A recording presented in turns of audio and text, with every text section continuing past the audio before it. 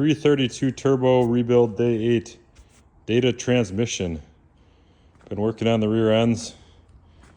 Got both sets of axle shafts off now. Again, here's the difference. Rustier ones are the 420, 430. The narrower ones are the 300 series, 316 Onan, 318, 322, 330, and 332. So again, I'm going to be putting the narrow axles on for my wheel offset that I want. They just bolt right up, no changes there. I got the two pumps off, so that's the pump I'll be using. That was the one on the 332. No reason to not use it, always worked fine for me. That's the pump off of the donor 420 that I got the rear end out of. Condition unknown, oil looked good, filter looks new, but like I said, I'll just use one I know, one less variable. For sure, I do have a diesel leak on these grommets. I got this catch pan underneath there and it's slowly filling up. These are old cooking pans. I got a bunch of them on Marketplace for dirt cheap. Super handy to stick underneath your tractors. If you get the right size, they fit between the wheels and they'll catch those pesky leaks. So that when it takes you 15 years to fix them, you can deal with it in the meantime. Close up with a hydro pump. So this is where the rear PTO would attach. This is where your drive shaft attaches, two hydraulic lines in the front, and then this bevel gear is what goes into the transmission. This is your speed control here, fast, slow, and reverse. And then the suction tube attaches to the bottom. That's what pulls the oil out of the transmission. Brings it up to the pump. This is a, I believe it's a G rotor pump here. That feeds the hydraulics on the tractor and feeds this. This is a variable displacement swash plate, I believe they call it. And this is the motor, if you will.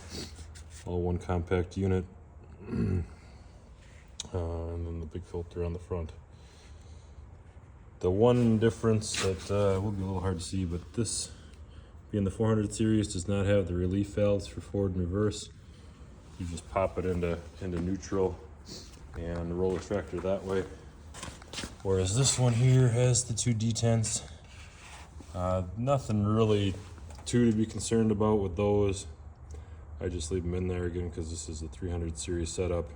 They can leak and stick over time. Usually if the tractor sits for a really long time with no pressure, they'll sit down and then get stuck and the tractor won't move. So you got to put some penetration oil on them and slowly tap them to get them to pop back up when the tractor's running. So this is the rod here. This comes down, pushes on those two when you, actually it goes this way, but when you want to move the tractor manually. Again, this one's got the 2-speed, so high, low, and neutral. You just pop it in neutral, rolls really nice, but I'll leave all that stuff in there. It's not in the way of anything, so.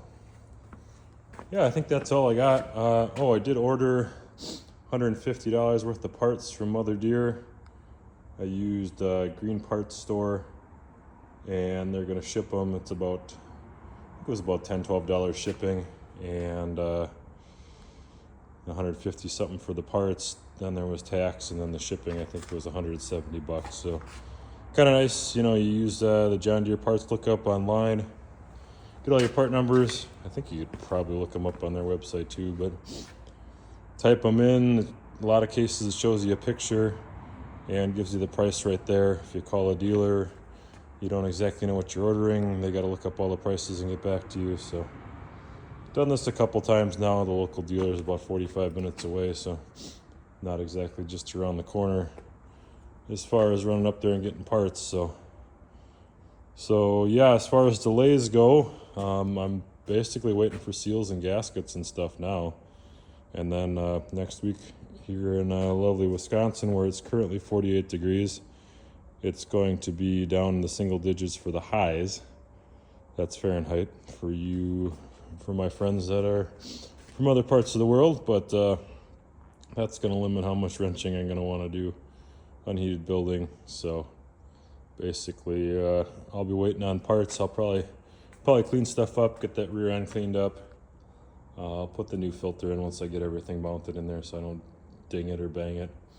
And then get everything to the point where I can put the new parts in. I gotta clean these shafts up. The diff lock and 2-speed shafts. Obviously this tractor sat on running for a while, so get those cleaned up so the seals slide right over them and don't get cut and damaged. I'll grease them up good. But all right, so make sure to subscribe. Might be a little while till the next one comes out, but I'll keep putting out these videos. You guys keep watching, comment what you think about the project, and we'll talk to you later.